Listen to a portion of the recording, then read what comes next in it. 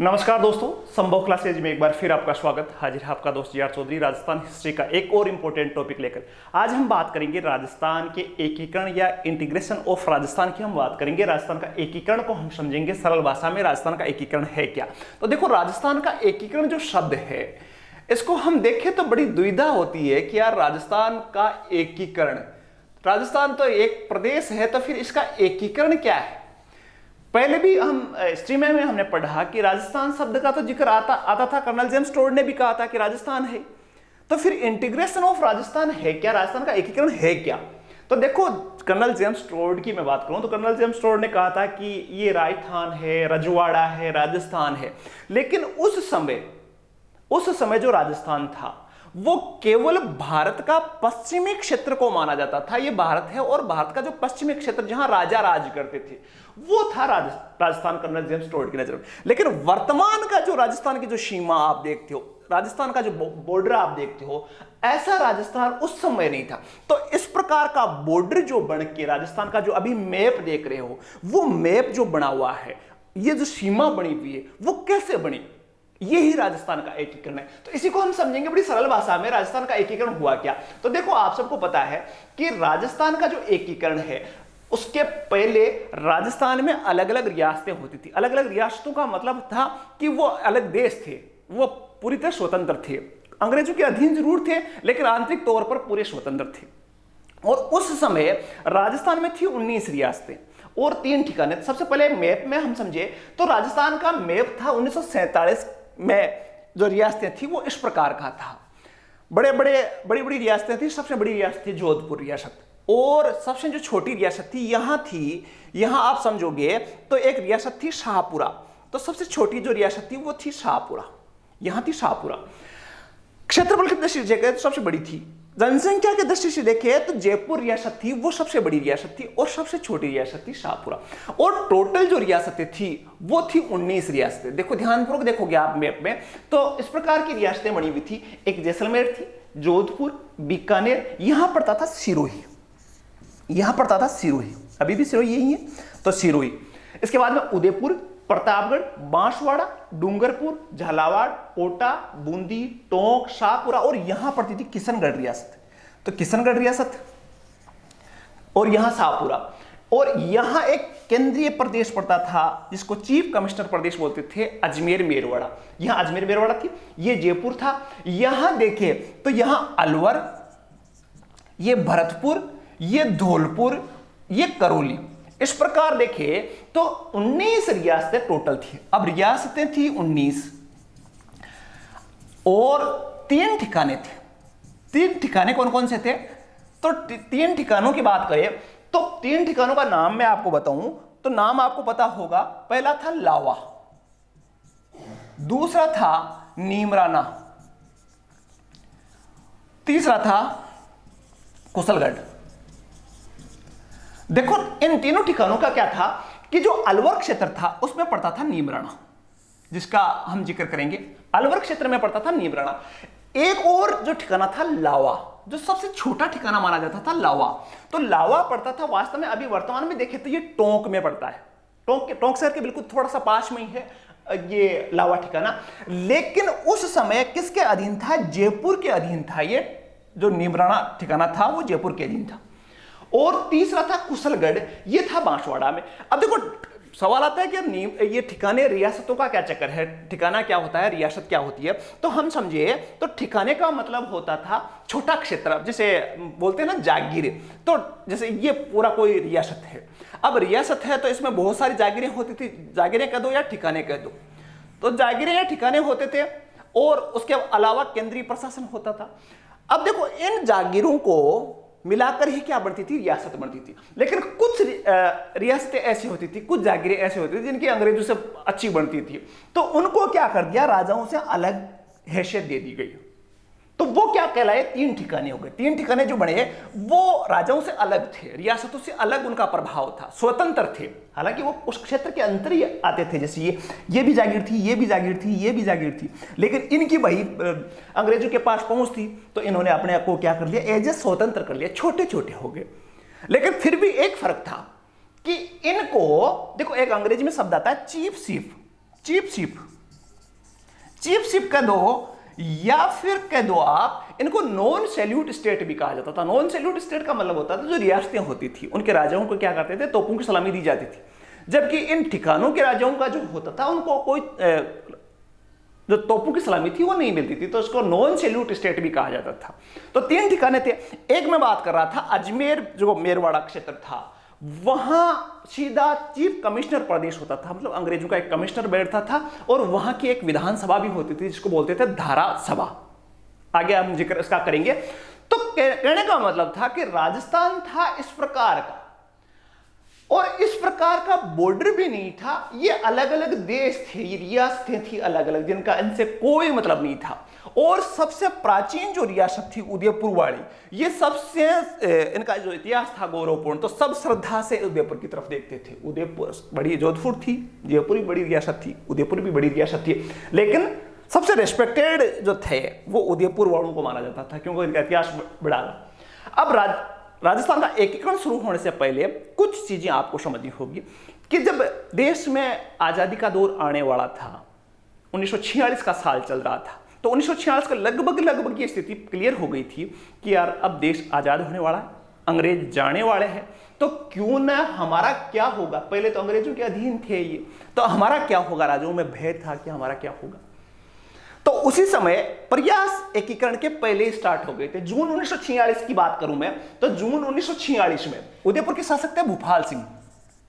उदयपुर के शासक थे भूपाल सिंह।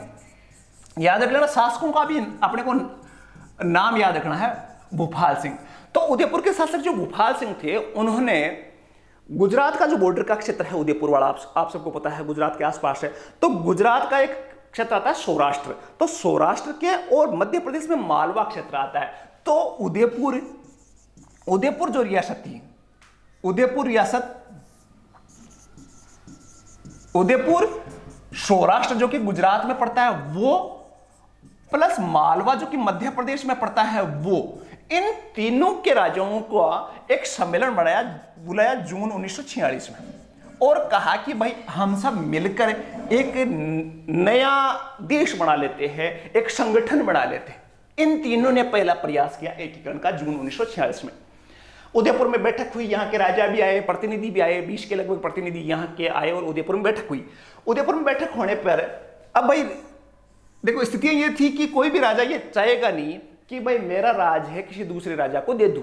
आपसी विश्वास था नहीं कि उदयपुर वाले राजा सबसे बड़े थे, तो यहाँ बैठक तो बुला ली, लेकिन सौराष्ट्र वाले राजा थोड़ी चाहेंगे कि भाई हमारा राज्य उदयपुर में मिल जाए, चाहे छोटा हो चाहे मैं कमजोर हूं, लेकिन दूंगा क्यों। तो इनकी बैठक ये जून में असफल हुई। तो एकीकरण का एक प्रयास था। उसके बाद में जब भारत आजाद होने वाला था, तो 5 जुलाई 1947 को, 5 जुलाई 1947 को एक विभाग बनाया गया जिसको बोलते हैं रियासती विभाग। रियासती विभाग, इस रियासती विभाग का गठन किया गया 5 जुलाई 1947 को। अब 5 जुलाई 1947 को जब इसका गठन हुआ, तो इसका काम था देश में जितनी भी रियासतें थी, आप सबको पता है देश में उस समय लगभग 562 रियासतें थी, टोटल जो रियासतें थी वो 562 रियासतें थी। तो 562 रियासतों का एकीकरण करना, रियासती विभाग जो था, उस समय भारत में रियासतें कितनी थी, 562 रियासतें थी। तो 5 जुलाई 1947 को रियासती विभाग का गठन किया गया और 562 रियासतों का एकीकरण का उसका काम सौंपा गया। और उस जो रियासती विभाग थी उसके सचिव थे वीपी मेनन, उसके सचिव जो थे वो थे वीपी मेनन, सचिव जो थे वो थे वीपी मेनन, केरला से थे, केरल से। और सबसे जो दारोमदार था, अध्यक्ष जो थे वो थे सरदार वल्लभ भाई पटेल जो कि गुजरात से थे। ये सबको आपको पता है, लोहा पुरुष। तो इनको, इन दोनों व्यक्तियों को ये जिम्मेदारी सौंपी गई कि आपको भाई 562 जो देश में रियासतें हैं उनका एन केन प्रकार साम दाम दंड भेद से इन सब का क्या करना है, एकीकरण करना है। और ये जिम्मेदारी इन दोनों व्यक्तियों ने बहुत अच्छी तरह से निभाई। इसके अलावा एक और देखिए तो 18 जुलाई 1947 को क्या हुआ, 1947 को भारत स्वतंत्रता अधिनियम पारित हुआ, तो भारत स्वतंत्रता अंग्रेजों ने क्लियर कर दिया, एक धारा है धारा 8, धारा 8।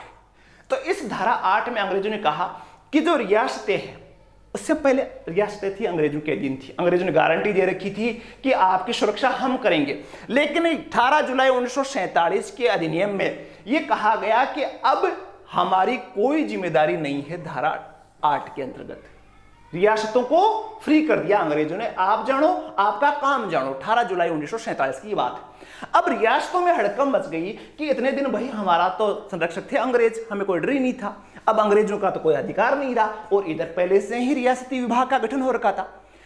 रियासती विभाग ने कहा कि यार छोटी छोटी रियासतें, 562 रियासतें, क्या किया जाए इनका। 562 में कही तो छोटी छोटी, बिल्कुल छोटी छोटी रियासतें थी, कुछ ठिकाने भी थे छोटे छोटे। तो रियासती विभाग ने कहा कि ऐसी रियासतें जिनकी जनसंख्या कितनी है, 10 लाख से ऊपर है, ठीक, और जिनकी आय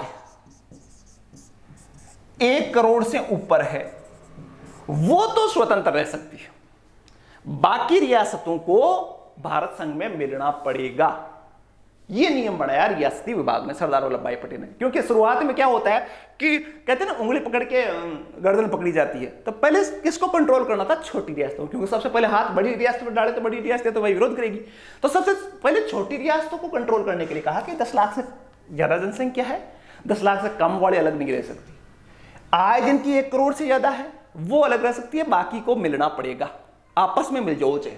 अब ये नियम आते ही, अब देखो यहां राजस्थान का मैप हम देखें तो ये जब नियम आया कि भाई 10 लाख से जनसंख्या ज्यादा, अब 10 लाख से जनसंख्या ज्यादा, तो इस मैप को देखकर आसानी से समझ में आएगा कि उस समय 4 रियासतें ऐसी थी जो रियासती विभाग का जो पैरामीटर था उसको फुलफिल करती थी। 4 रियासतें कौन सी, बीकानेर रियासत, उसकी जनसंख्या 10 लाख से ज्यादा थी, 1 करोड़ से आय, जोधपुर रियासत 2, जयपुर रियासत 3 और उदयपुर रियासत 4। 4 ऐसी रियासतें थी जिनकी जनसंख्या 10 लाख से ज्यादा थी और जिनकी आय 1 करोड़ से ऊपर थी। अब रियासतें टोटल थी 19।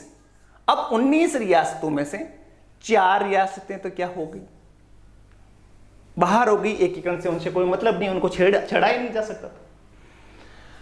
अब बच गई 15 रियासत।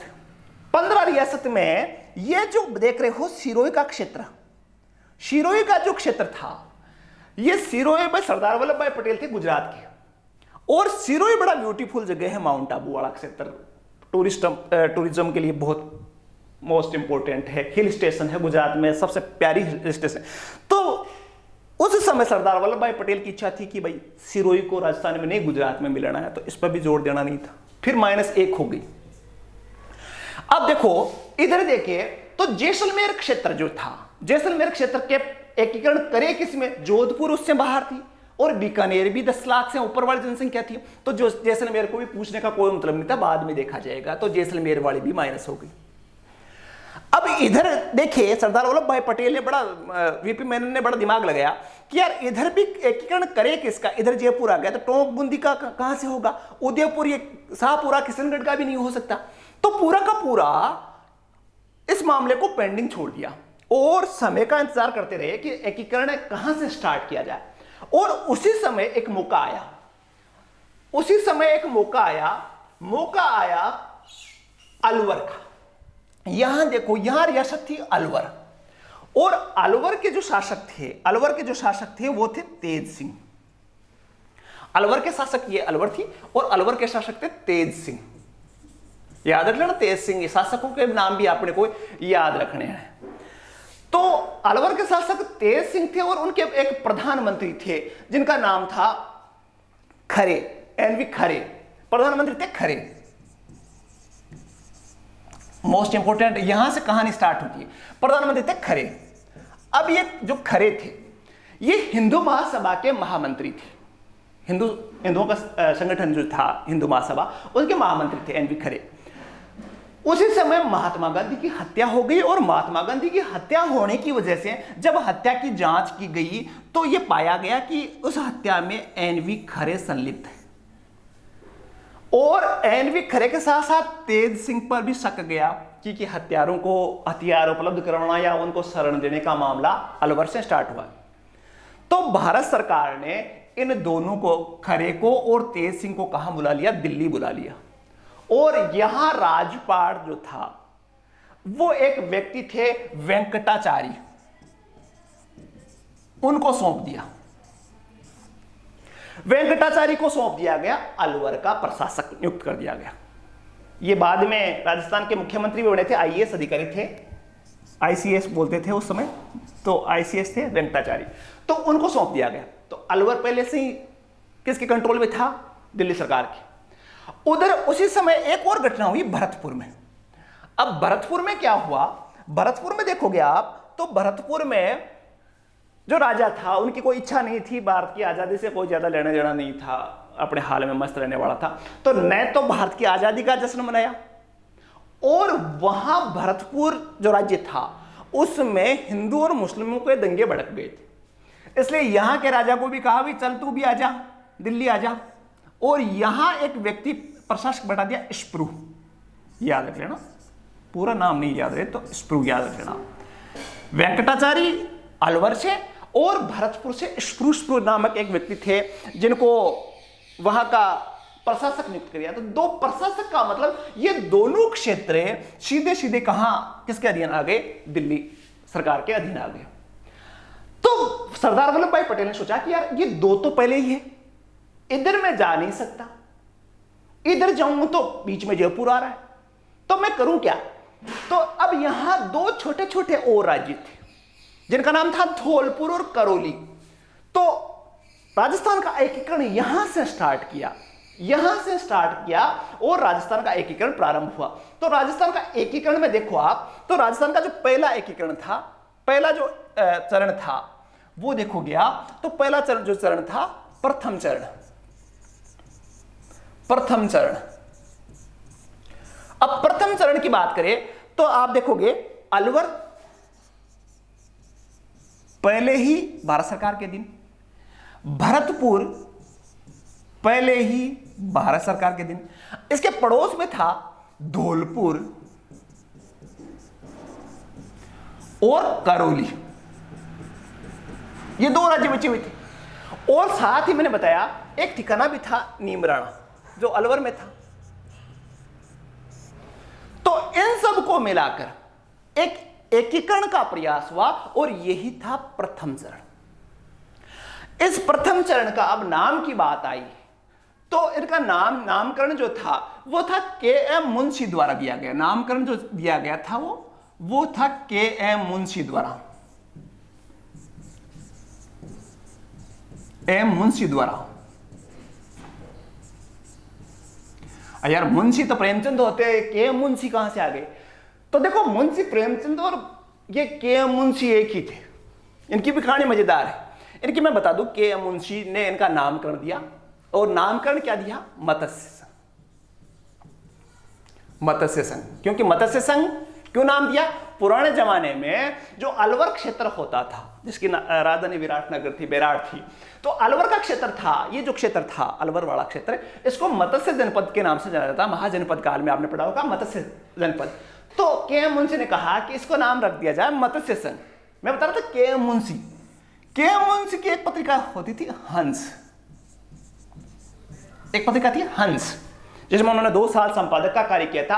और इसी हंस जो पत्रिका थी इसमें प्रेमचंद भी संपादक थे, 2 संपादक थे। अब देखो भाई, प्रेमचंद भी उसमें लिखते थे और के मुंशी भी लिखते थे। अब दोनों का नाम साथ लिखे भाई, या तो के मुंशी और कोमा लगा के प्रेमचंद ऐसे लिखे, या फिर शॉर्ट में लिख दे मुंशी प्रेमचंद। तो फिर बाद में यूं लिखने लगा मुंशी और प्रेमचंद, कोमा को हटा दिया, नाम क्या हो गया? प्रेमचंद का नामकरण हो गया मुंशी प्रेमचंद। तो वो मुंशी जी जो प्रेमचंद से पहले लगते हैं कि मुंशी ने इनका नामकरण दिया मत्स्य संघ। अब देखो, ये तो थी मुंशी की कहानी। अब मैं बात कर रहा था भरतपुर पहले ही कंट्रोल में, अलवर पहले ही कंट्रोल में, नीमराणा के शासक थे राजेंद्र सिंह। ये तो छोटे से थे भाई, ठिकाना छोटा सा होता है तो इनको पूछने की जरूरत नहीं। अलवर आएगा तो अपने आप ही नीमराणा आना ही आना है, तो इनको पूछा नहीं गया। अब देखो बचे धौलपुर और करौली। तो धौलपुर के शासक जो थे वो सबसे बूढ़े शासक थे, जिनका नाम था उदयभान सिंह। ये सबसे बूढ़े थे। तो इनके पास प्रतिनिधि भेजा गया और कहा गया कि यार अलवर हमारे पास पहले से कंट्रोल में है, भरतपुर पहले ही हमारे कंट्रोल में है, आप आ जाओ, नहीं तो आपकी जो जनसंख्या न तो 10 लाख से ऊपर है, न आय 1 करोड़ से ऊपर है, तो आपको नष्ट कर दिया जाएगा, मिलना ही होगा। बूढ़े आदमी थे, समझाया तो समझ गए उदयभान सिंह। और यह भी कहा गया कि यार आप सबसे बड़े हो तो आपको क्या बना दिया जाएगा, राज प्रमुख। ठीक। इसके अलावा जो करौली के शासक थे गणेश पाल,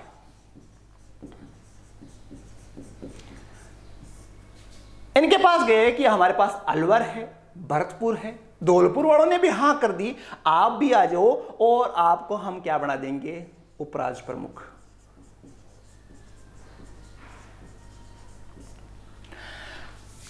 दोनों को मना लिया गया और उसके बाद में उद्घाटन जो किया गया,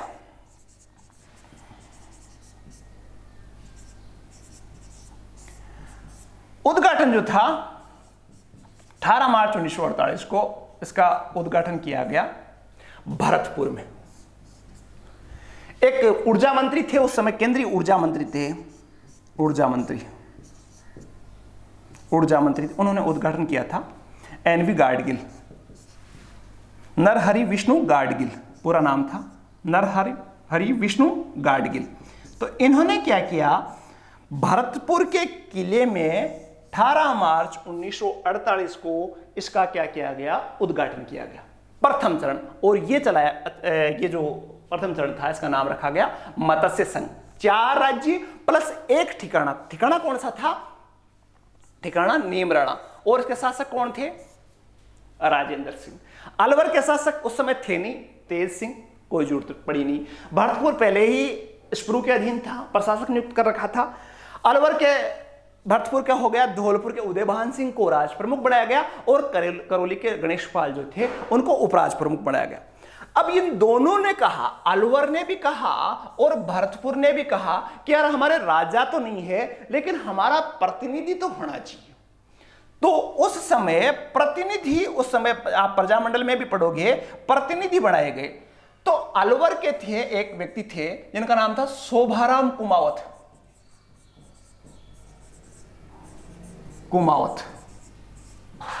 इनको क्या बना दिया गया, प्रधानमंत्री। भाई उस समय ये भी एक देश ही था, तो प्रधानमंत्री बना दिया गया। ठीक है। अब भरतपुर की बारी आई। तो भरतपुर के एक व्यक्ति थे जुगल किशोर चतुर्वेदी। तो जुगल किशोर चतुर्वेदी को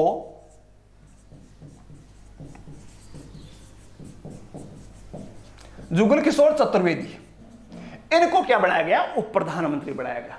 और इस प्रकार हमने देखा कि मत्स्य संघ का सारा निर्माण हो गया। तो एक चरण देखोगे तो यहां से राजस्थान का जो एकीकरण है वो शुरू हुआ और इन 4 राज्यों को, 4 रियासतों को और प्लस 1 ठिकाने को मिलाकर राजस्थान का एकीकरण का प्रारंभिक चरण, प्रथम चरण पूरा हुआ।